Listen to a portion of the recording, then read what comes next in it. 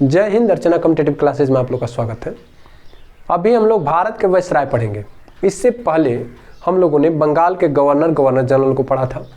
उसके बाद से हमने भारत के गवर्नर जनरल को पढ़ा और अभी हम भारत के वायसराय को पढ़ेंगे।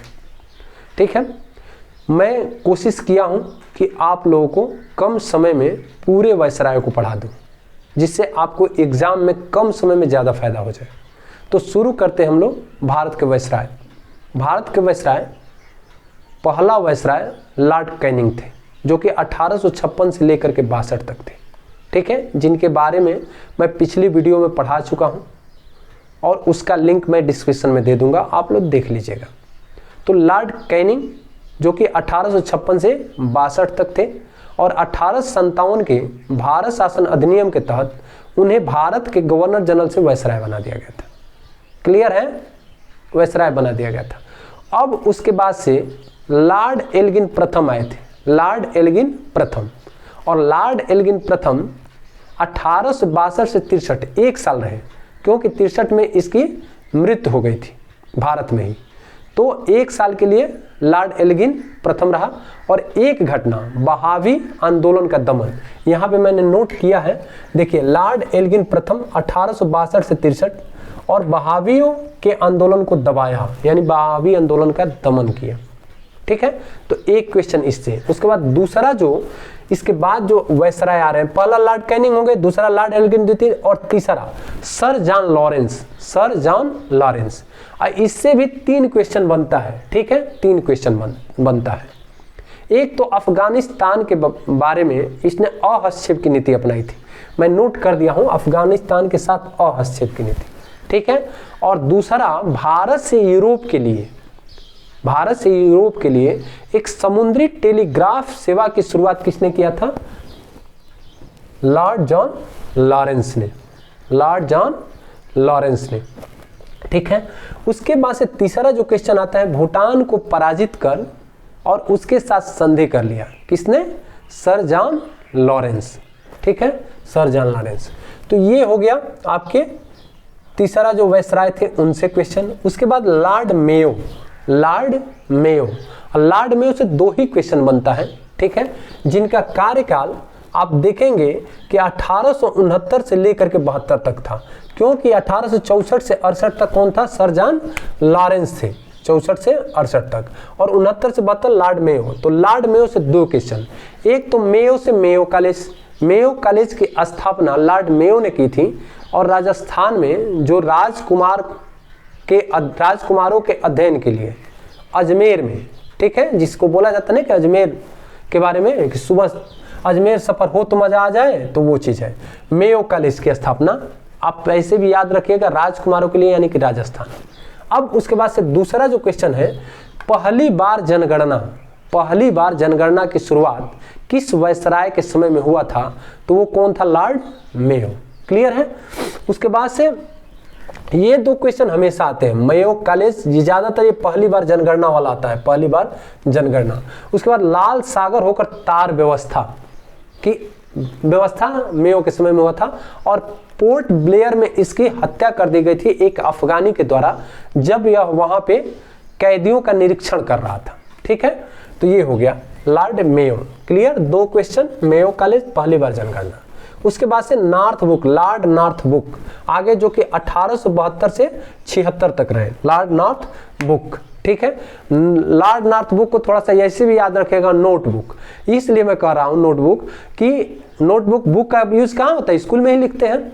तो इसने क्या किया था कि अलीगढ़ में मोहम्मडन एंग्लो ओरिएंटल कॉलेज की स्थापना की थी।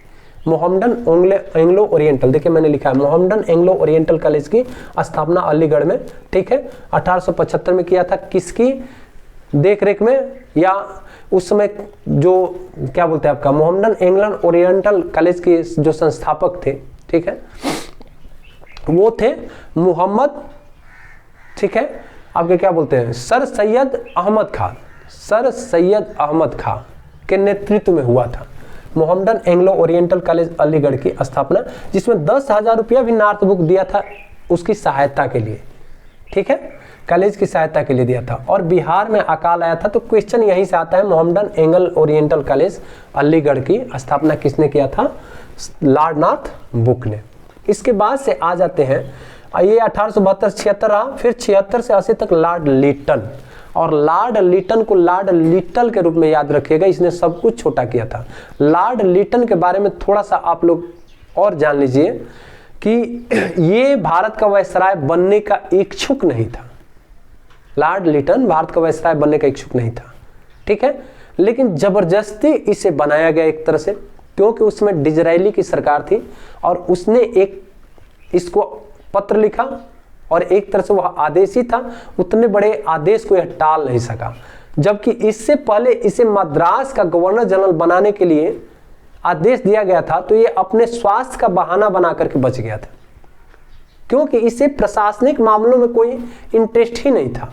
और ये एक महान कवि था, बहुत बड़ा इतिहासकार, महान कवि बोला जाता है, उपन्यासकार था बहुत बड़ा, और बहुत बड़ा निबंध लेखक था, ठीक है, जिसके कारण इसे ओवन मेरिडिथ के नाम से जाना जाता है। यह क्वेश्चन आ चुका है कि ओवन मेरिडिथ के नाम से किस वायसराय को भारत को जाना जाता है? तो लॉर्ड लिटन। यहाँ पे मैंने नोट भी किया है, ओवन मेरिडिथ, ठीक है, लॉर्ड लिटन। क्लियर है? अब इसके समय में बोला कि लॉर्ड लिटन को आप लोग लिटल की तरह से याद कर लीजिएगा कि 1876 से लेकर 80 तक रहा, और 76 से 78 में एक बहुत बड़ा भारत में अकाल आया था, जिससे बहुत लोग मर गए थे, यानी जनसंख्या ही लिटल हो गई थी, ठीक है। यानी कि दक्षिणी भारत में पूर्वी और पश्चिमी घाट, जिसमें आप हैदराबाद, फिर आपका मद्रास, मैसूर वाले क्षेत्र में, इधर फिर मुंबई, और मध्य भारत में, और फिर आपका पंजाब वाले क्षेत्र में इसका बहुत ज़्यादा प्रभाव था। तो अकाल, अब जिसके कारण इसने क्या किया कि पहला अकाल आयोग की स्थापना की, ठीक है, आयोग बनाया एक अकाल आयोग, और जिसका अध्यक्ष रिचर्ड स्ट्रेची को रखा, ठीक है। तो पहला इसका अकाल आया, प्रथम अकाल आयोग, और पहला अकाल आया प्रथम अकाल आयोग। इसके समय में अकाल आया बहुत बड़ा, 1876 से 78 तक, तो एक अकाल आयोग बना दिया, जो पहला अकाल आयोग था, जिसका अध्यक्ष रिचर्ड स्ट्रेची की को रखा, ठीक है। उसके बाद से दूसरा, अब अकाल के जब यहाँ पे आया, लोग खाए बिना मर रहे थे, बहुत लोगों की जानें जा चुकी थी, ठीक है। और ब्रिटिश संसद ने क्या किया, एक राज उपाधि अधिनियम पारित किया। राज उपाधि अधिनियम इसी के कार्यकाल, जब यह भारत का वायसराय था तभी पारित किया गया था, और जिसके तहत जो उस समय महारानी थी विक्टोरिया, उसको केसर हिंद की उपाधि दी गई। देखिए यहाँ पे मैं नोट किया, राज उपाधि अधिनियम 1876, और इसमें विक्टोरिया को, महारानी कौन थी? विक्टोरिया, ठीक है, और इसको क्या किया गया, केसर ए हिंद की उपाधि दी गई। केसर ए हिंद, मैं लिखना यहाँ भूल गया हूँ, हिंद की उपाधि, केसर ए हिंद की उपाधि दी गई थी, किसको? महारानी विक्टोरिया को, ठीक है। अब केसर ए हिंद की उपाधि दी गई, तो ये 1876 में दिया गया। एक ही साल बाद भारत में इसका आयोजन कर दिया गया, यानी एक दरबार रखा गया, जिसमें प्रथम दिल्ली दरबार, ठीक है, 1 जनवरी 1877 को। और इस दरबार में बहुत ज्यादा पैसा खर्च किया गया, जिसके कारण एक कलकत्ता की पत्रिका ने लिखा कि नीरो बंसी बजा रहा था और रोम जल रहा था, यानी कि यहाँ पे अकाल पड़ा हुआ है और तुम लोग को पार्टी दिख रहा है, ठीक है। अब इसके जो भारतीय पत्रकार जो थे, समाचार पत्र थे, भारतीय समाचार पत्र, इन लोगों ने भी बहुत विरोध किया। समाचार पत्रों में इनका बहुत आलोचना हुई लॉर्ड लिटन की, ठीक है। और इसने क्या किया कि वर्नाकुलर प्रेस एक्ट पारित करा दिया, ठीक है, वर्नाकुलर प्रेस एक्ट पारित कर दिया, और इन सभी समाचार पत्रों पे प्रतिबंध लगा दिया, सभी समाचार पत्रों पे प्रतिबंध लगा दिया, ठीक है। तो ये किया, ये भारतीय वर्नाकुलर प्रेस एक्ट 1878 में, ठीक है। और उसके बाद से प्रेस पर तो प्रतिबंध लगा ही दिया। उसके बाद बोला कि हथियार लेकर के भी कोई भी, जिसके पास लाइसेंस नहीं है वो बिना, वो क्या करेगा, जिसके पास लाइसेंस है वही हथियार रखेगा, बिना लाइसेंस का कोई भी हथियार नहीं रखेगा। और इधर से उधर ले जाना भी प्रतिबंधित कर दिया, व्यापार भी हथियार का, जो शस्त्र थे उसका प्रतिबंधित कर दिया। यानी भारतीय शस्त्र अधिनियम इसने लाया 1878 में, ठीक है। उसके बाद से अब देखिए भारतीय शस्त्र अधिनियम ला दिया। उसके बाद जो आईसीएस था, आईसीएस की एज कम कर दिया। आईसीएस की परीक्षा होती थी ठीक है, उसकी एज इसने क्या कर दिया, 21 वर्ष से घटा करके और 19 वर्ष कर दिया। आईसीएस का एज 21 वर्ष से घटा करके 19 वर्ष कर दिया। ठीक है, आप देखेंगे कि 1833 चार्टर अधिनियम में हम लोगों ने पढ़ा था कि उस समय कंपनी के जितने भी पद थे उसको प्रतियोगी परीक्षाओं के आधार पर भरने की व्यवस्था की गई थी, धारा 87 के तहत की गई थी ना। तो उस समय से कहा गया था कि भारतीयों को भी इसके साथ भेदभाव नहीं किया जाएगा, लेकिन उस समय परीक्षा नहीं हुई कोई भी, और उस आदेश को फिर रद्द कर दिया। फिर 1853 में फिर उसको पारित किया गया, और उसके बाद से 10 साल बाद 1863 में प्रथम आईसीएस सत्येंद्रनाथ टैगोर बने थे। ठीक है, और उसके बाद से अभी तक लॉर्ड लिटन के कार्यकाल तक 1876 से 80 तक आप इधर तक देखेंगे कि बहुत लोग बैठे, लेकिन भारतीय लोग बहुत कम लोग क्वालिफाइड हो पाते थे, 10 ही लोग पास किए थे। और उसमें भी इसने क्या किया, अब 21 वर्ष उसमें एज था, यानी यह परीक्षा इंग्लैंड में होती थी, इंग्लैंड जा करके देना पड़ता था। अब इसकी एज यह 19 वर्ष कर दिया ताकि कोई भारतीय परीक्षा में न बैठ पाए।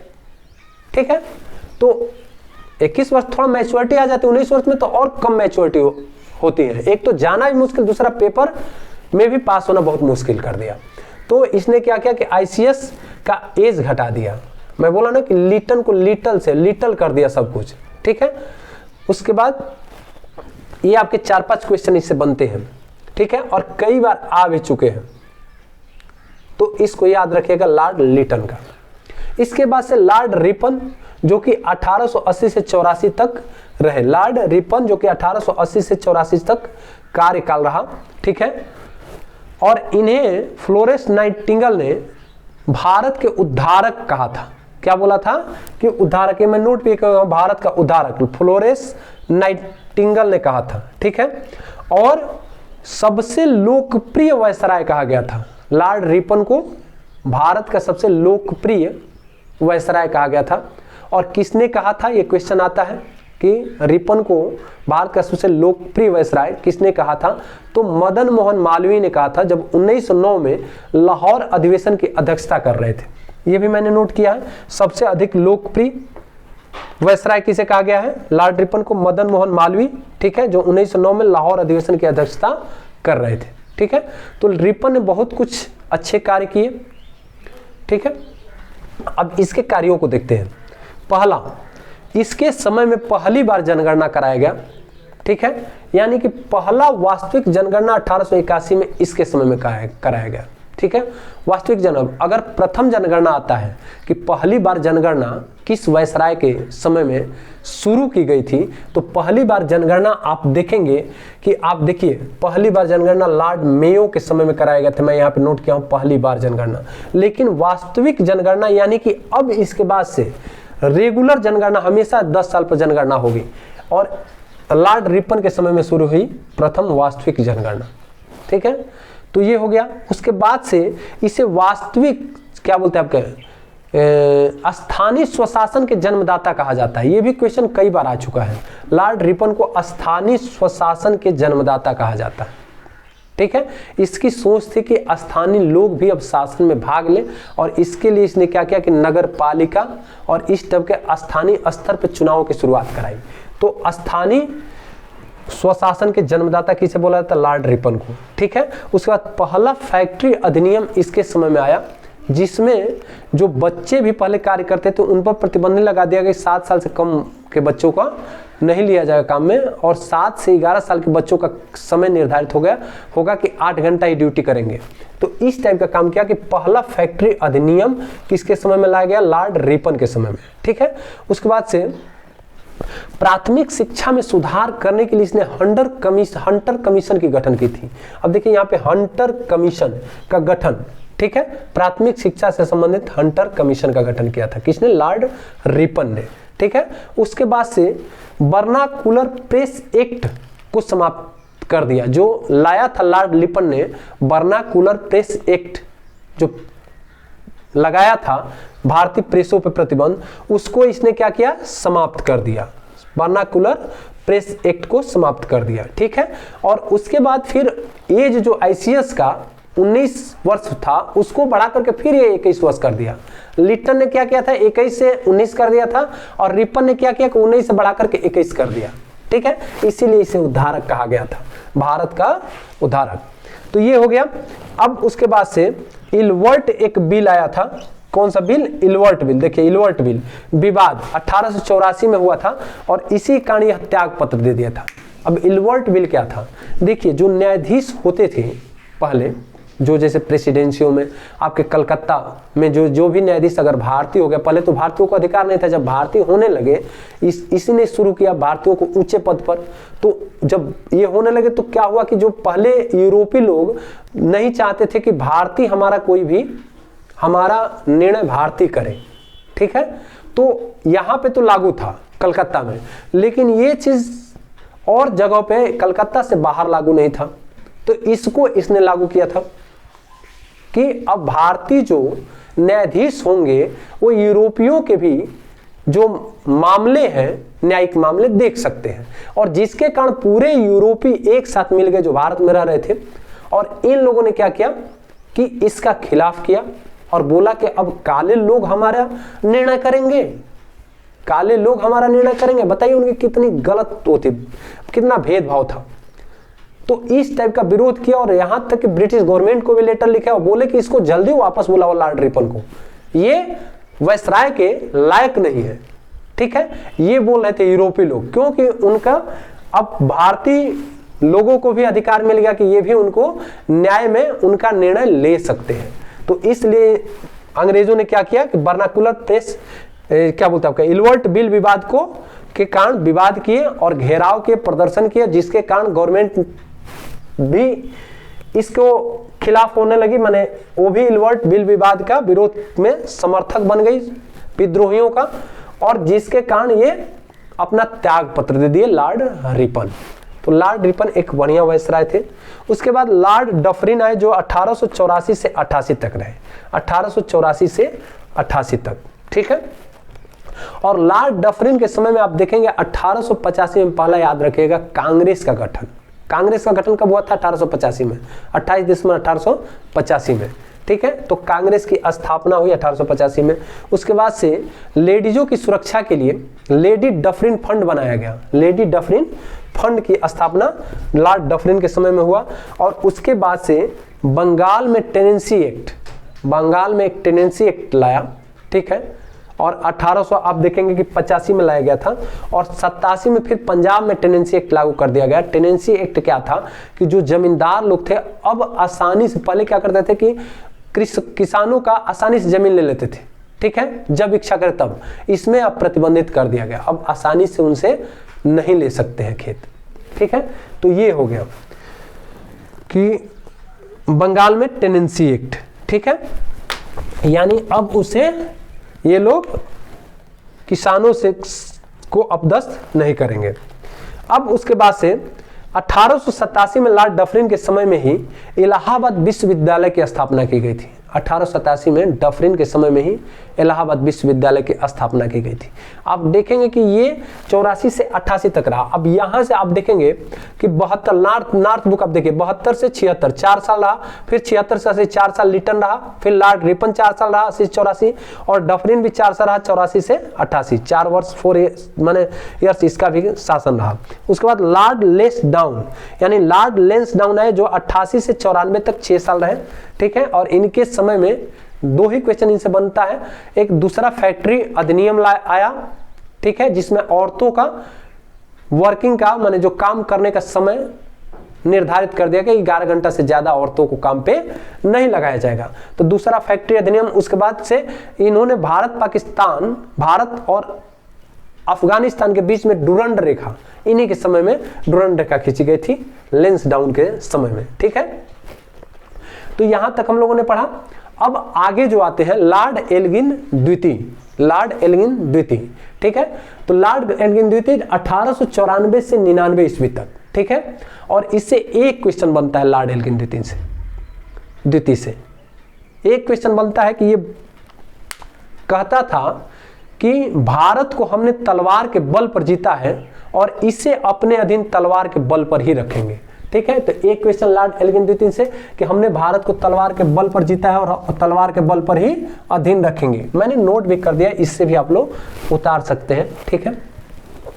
उसके बाद लॉर्ड कर्जन जो कि 1889 आपके क्या बोलते हैं 99 से लेकर 1905, लॉर्ड कर्जन 1899, क्योंकि 1894 से 99 तक लॉर्ड एल्गिन द्वितीय रहा, लॉर्ड कर्जन 1899 से 1905 तक रहा, ठीक है। लॉर्ड कर्जन को बताया जाता है कि जितने भी वायसराय अभी तक इसके पहले तक आए थे, सबसे ज्यादा जानकारी भारत के बारे में इसके पास थी, और यह स्वेच्छा से यह इच्छुक था कि मैं भारत का वायसराय बनूं, जबकि लॉर्ड लिटन, मैं बताया था यहाँ पे कि यह इच्छुक नहीं था, इसे जबरदस्ती बनाया गया था जो डिज़रायली के द्वारा, ठीक है, जिनकी सरकार थी।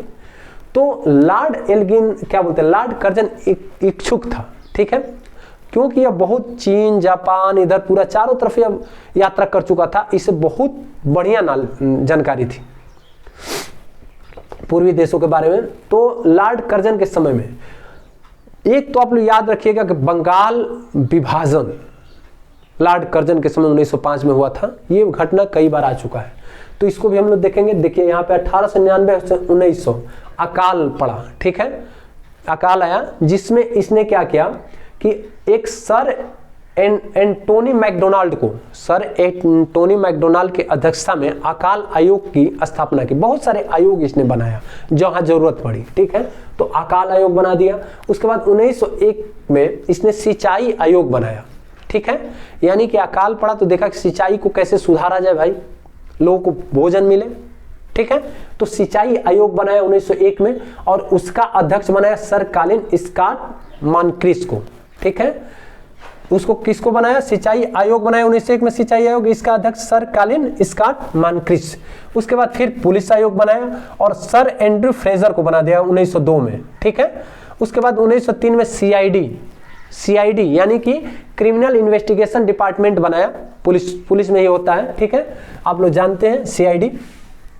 उसके बाद विश्वविद्यालय आयोग सर थॉमस रैले के अध्यक्षता में इसने क्या किया कि विश्वविद्यालय आयोग की स्थापना की।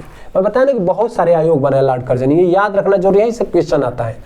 एक रेलवे आयोग थॉमस रॉबर्टसन की अध्यक्षता में बना, और मैं बताया कि बंगाल का प्रथम विभाजन 1905 में, ये याद रखेगा आप लोग, ये हुआ था, ठीक है। उसके बाद से इसका भी विवाद हो गया, भारत के सेनाध्यक्ष जो किचनर थे और उनके और इसके बीच में लॉर्ड कर्जन के बीच में बहुत विवाद हुआ, जिससे कारण यह त्याग पत्र दे दिया, ठीक है। तो लॉर्ड कर्जन को हम लोगों ने देखा। उसके बाद लॉर्ड मिंटो द्वितीय की 1905 से लेकर 1910 तक। अब यहां से आप जो भी घटनाएं होती है ना, उसको आप जोड़ करके देखिएगा, घटनाओं से क्वेश्चन आ जाता है। 1905 से 10, तो 1905 में तो बंगाल विभाजन इसके समय में हो चुका है, लॉर्ड कर्जन के समय में। अब लॉर्ड मिंटो द्वितीय के समय में 1906 में मुस्लिम लीग का गठन हुआ था, जिसमें आगा खां सलीमुल्लाह खां के नेतृत्व में मुस्लिम लीग का गठन, यहाँ मैंने लिखा है मुस्लिम लीग का गठन। उसके बाद 1906 में ही कांग्रेस का लक्ष्य रखा गया था स्वराज, क्या रखा गया था, स्वराज। और 1907 में सूरत अधिवेशन हुआ था। एक क्वेश्चन आएगा कि 1907 में सूरत अधिवेशन के समय भारत का वायसराय कौन था, तो लॉर्ड मिंटो द्वितीय, ठीक है, तो लॉर्ड मिंटो द्वितीय। तो सूरत अधिवेशन में अब गर्म और नरम दल बने थे। उसके बाद से फिर मार्ले मिंटो सुधार आया था, मार्ले मिंटो सुधार 1909 में। तो ये हो गया लॉर्ड मिंटो द्वितीय के बारे में 2-3 क्वेश्चन बनता है, ठीक है। मुस्लिम लीग का गठन, उसके बाद सूरत अधिवेशन, ठीक है, कांग्रेस ने अपना स्वराज लक्ष्य रखा था, और मार्ले मिंटो सुधार। इसके बाद से आ जाते हैं लॉर्ड हार्डिंग द्वितीय, जो कि 10 से लेकर के 16 तक रहे, 6 साल तक इनका कार्यकाल रहा। तो लॉर्ड हार्डिंग द्वितीय वायसराय रहा, और इसके समय में दिल्ली दरबार हुआ एक, और उसमें बंगाल विभाजन जो था उसको रद्द कर दिया गया। 1905 में जो बंगाल विभाजन हुआ था, जिसका बहुत विरोध चल रहा था, और ये लग रहा था कि भारत को ये लोग 2 भागों में बांट करके और इसकी शक्ति को कमजोर करना चाहते हैं, तो उसको समाप्त कर दिया किसने, लॉर्ड हार्डिंग द्वितीय के समय में। तो तृतीय दिल्ली दरबार एक हो रहा था तीसरा, उसमें बंगाल विभाजन को रद्द कर दिया गया, ठीक है। उसके बाद से उसी समय राजधानी को 1912 में आपका कलकत्ता से दिल्ली स्थानांतरित किया गया। कहाँ किया गया? कलकत्ता से दिल्ली। ठीक है, उसके बाद आप देखेंगे 1914 में पहला विश्व युद्ध इसी के समय में चालू हुआ था, लॉर्ड हार्डिंग द्वितीय के समय में 1910 से 16 के बीच में। ठीक है, और 1915 में, 1914 में हो गया प्रथम विश्व युद्ध। 1915 में क्या हुआ था? गांधी जी अफ्रीका से भारत आए थे, तो गांधी जी का भारत आगमन। ठीक है, ये है आपका लॉर्ड हार्डिंग द्वितीय। उसके बाद लॉर्ड चेम्सफोर्ड 1916 से 21 ईस्वी तक। ठीक है, 1916 से 21 ईस्वी तक। अब इसमें आप देखेंगे 1916 से 21 ईस्वी में लॉर्ड चेम्सफोर्ड आए, और 1916 में लखनऊ अधिवेशन जो हो रहा था कांग्रेस की अध्यक्षता में, कांग्रेस का जो लखनऊ अधिवेशन हुआ जिसमें मुस्लिम लीग और कांग्रेस एक हो गई थी, तो ये हुआ था लॉर्ड चेम्सफोर्ड के समय में। ठीक है, और पूना में पहला विश्वविद्यालय भी खोला गया लॉर्ड चेम्सफोर्ड के टाइम में। ठीक है, 1916 ईस्वी में। उसके बाद 1919 की घटनाएं, ठीक है, और जितनी भी 1919 की घटनाएं हैं इसी के समय में हुई थी, क्योंकि यह 16 से 21 तक रहा। और 1919 की घटनाएं मैं बता चुका हूं आप लोगों को कि एक बस 4-5 घटनाएं एक साथ हुई थी, कई बार घटनाओं को भी दे देता है। जैसे आपका मांटेंगी चेम्सफोर्ड सुधार हुआ था, ठीक है, रोलेट एक्ट आया था, जलियांवाला बाग कांड हुआ था, हंटर कमीशन, तहकीकात कमीशन, ये सब किसके समय में हुए थे? लॉर्ड चेम्सफोर्ड के समय में हुए थे। ठीक है, उसके बाद असहयोग आंदोलन की शुरुआत हुई थी, खिलाफत आंदोलन, असहयोग आंदोलन, ये सब इसी के समय में शुरू हुई थी, लॉर्ड चेम्सफोर्ड के समय में। तो ये आप लोग हो गया। अब देखिए थोड़ा सा आप लोग को तो अगर इसका याद करने के लिए जो नाम का, तो इसका भी मैं ट्रिक लिख रखा हूं नीचे, मैं उसको भी बताऊंगा आप लोगों को लास्ट में, उससे आपको पूरा समझ में आ जाएगा। उसके बाद लॉर्ड रीडिंग जो कि 1921 से 26 तक रहे, 1921 से 26 तक रहे, और लॉर्ड रीडिंग से 1921 में केरल में मोपला विद्रोह हुआ था, केरल में मोपला विद्रोह। उसके बाद 1924 में HRA का गठन, हिंदुस्तान रिपब्लिक एसोसिएशन गठन कब हुआ था? 1924 में। ठीक है, उसके बाद कम्युनिस्ट पार्टी का गठन हुआ था, ये भी किसके समय में हुआ था? लॉर्ड रीडिंग के समय में। उसके बाद काकोरी कांड हुआ था जिसमें ट्रेन लूटी गई थी, वो भी जिसमें राम प्रसाद बिस्मिल भी थे, काकोरी कांड लॉर्ड रीडिंग के समय में हुआ था। उसके बाद 1922 में ICS की परीक्षा जो है, पहले जो इंग्लैंड में ही सिर्फ होती थी, अब भारत में भी कराई जाने लगी, इंग्लैंड भारत में दोनों में एक साथ कराई जाने लगी। ठीक है, यानी कि ICS की परीक्षा। ठीक है, उसके बाद लॉर्ड इरविन आ गए, लॉर्ड इरविन जो कि 1926 से लेके 31 तक रहे, लॉर्ड इरविन। तो इरविन से आप लोग तो गांधी इरविन समझौता हुआ था, ये याद रखिएगा। ठीक है, उसके बाद साइमन कमीशन 27 में आया था, साइमन कमीशन। ठीक है, जिसको विरोध किया गया, गो बैक साइमन कमीशन, तो साइमन कमीशन भी लॉर्ड इरविन के समय आया। रॉयल कमीशन, ये क्वेश्चन आता है कि साइमन कमीशन के समय भारत का वायसराय कौन था? साइमन कमीशन जब भारत में आया तो उसमें वायसराय कौन था? तो लॉर्ड इरविन। ठीक है, रॉयल कमीशन जो कि कृषि से संबंधित था। उसके बाद से नेहरू रिपोर्ट आया था 1928 में। उसके बाद से लाहौर अधिवेशन हुआ था 1928 में। जितना भी 26 से 31 के बीच में घटना हुई लॉर्ड इरविन के समय में, वो सभी आ जाता है। उसके बाद HSRA का गठन, हिंदुस्तान सोशलिस्ट रिपब्लिक एसोसिएशन का गठन इसी के समय में किया गया था। ठीक है, और भगत सिंह और बटुकेश्वर दत्त ने असेंबली में बम फेंका था। ठीक है, जो दिल्ली में असेंबली चल रही थी उसमें बम फेंका था, किसने? बटुकेश्वर दत्त और भगत सिंह ने। ठीक है, अब इसमें क्वेश्चन आता है कि जब फांसी पे लोग चढ़े थे, ठीक है, उसमें दे देता है या किसने बम नहीं फेंकी थी, ऐसे करके भी ऑप्शन आ जाएगा। और किसने, ऐसे भी आ जाएगा कि किसने बम फेंका था, और ये भी आ जाएगा कि भगत सिंह के साथ फांसी पर किसको नहीं चढ़ाया गया था। तो बटुकेश्वर दत्त फेंके थे, कई लड़के यहीं पे डाउट में आ जाते हैं कि भगत सिंह फेंके थे, बटुकेश्वर दत्त, इनको तो पक्का फांसी में चढ़ाया गया होगा, लेकिन चढ़ाया गया था किसको? भगत सिंह, सुखदेव और राजगुरु को, और चौथा ऑप्शन बटुकेश्वर दत्त दे देता है। तो बटुकेश्वर दत्त जो है इन्हें फांसी पर नहीं चढ़ाया गया था भगत सिंह के साथ में, ये भी याद रखिएगा। लॉर्ड इरविन के समय में हुआ था, इन दोनों लोगों ने, भगत सिंह और बटुकेश्वर दत्त ने दिल्ली असेंबली में बम फेंका था। क्लियर है। उसके बाद जतिन दास का भूख हड़ताल के कारण मृत्यु हो गई। 64 दिन वो भूख हड़ताल किए जतिन दास और उनकी मृत्यु हो गई। ठीक है, क्योंकि ये जो भारतीय कैदी और यूरोपीय कैदियों में जो भेदभाव हो रहा था उसके कारण ये विरोध कर रहे थे। ठीक है, और जिसके कारण इनकी लाहौर जेल में मृत्यु हो गई। ठीक है, ये भी उसमें कैदी थे। और इसके बाद से प्रथम गोलमेज सम्मेलन, ठीक है। गांधी इरविन समझौता में बताया है, जब भी आएगा इसके हो जाएगा, ठीक है। तो ये हो गया। उसके बाद सविनय अवज्ञा आंदोलन स्थगन हुआ था और लॉर्ड विलिंगटन, अब आ गया लॉर्ड विलिंगटन जो कि 1931 से 36 तक रहे। लॉर्ड विलिंगटन, लॉर्ड इरविन के बाद लॉर्ड विलिंगटन, ठीक है, 31 से 36 तक। अब 31 से 36 के बीच में आप देखेंगे कि द्वितीय गोलमेज सम्मेलन जिसमें गांधी जी मिले थे, ये हुआ था द्वितीय गोलमेज सम्मेलन, ठीक है, जो कि 7 सितंबर से 31 दिसंबर तक चला था, मैं नोट किया हूं। उसके बाद से मैकडोनाल्ड अवार्ड, ठीक है, तृतीय गोलमेज सम्मेलन 1934 में सविनय, ठीक है, अवज्ञा आंदोलन जो था उसे समाप्त कर दिया गया था। उसके बाद लॉर्ड लिनलिथगो आ गए, लॉर्ड लिनलिथगो जो कि 1936 से 44 ईस्वी तक रहे, ठीक है। और लॉर्ड लिनलिथगो के समय में पहला आम चुनाव जो कि 1936 से 37 में हुआ था, पहला आम चुनाव। उसके बाद फॉरवर्ड ब्लॉक की स्थापना सुभाष चंद्र बोस द्वारा 1939 में की गई। फिर 1942 में क्रिप्स मिशन आया, किसके समय में? लॉर्ड लिनलिथगो के समय में। भारत छोड़ो आंदोलन लॉर्ड लिनलिथगो। उसके बाद से आपका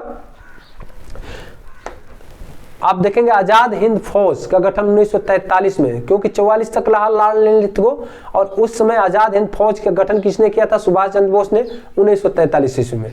उसके बाद लॉर्ड बेवेल आ जाते हैं जो 1944 से 47 तक रहे, और ये अंतिम वायसराय रहे, लॉर्ड बेवेल, ठीक है, जिसमें बेवेल से बेवेल योजना, और उसके बाद शिमला सम्मेलन, उसके बाद आम चुनाव, उसके बाद शाही नौसेना विद्रोह, कैबिनेट मिशन, संविधान सभा चुनाव, सीधी कार्रवाई दिवस, अंतरिम सरकार, ये सब घटनाएं किसके समय में हुई?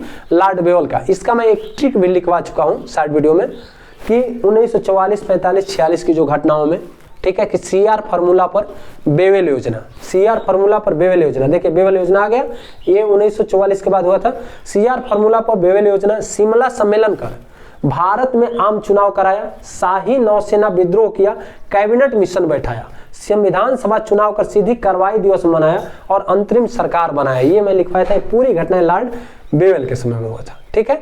उसके बाद से 1947 में भारत आजाद हो गया और स्वतंत्र भारत का प्रथम गवर्नर जनरल किसे बनाया गया? अब देखिए, जब 1947 का भारत शासन अधिनियम आया तो अब वायसराय के पद को चेंज करके फिर गवर्नर जनरल कर दिया गया, और जिसके कारण स्वतंत्र भारत के प्रथम governor general Lord Mountbatten हो गए, ठीक है।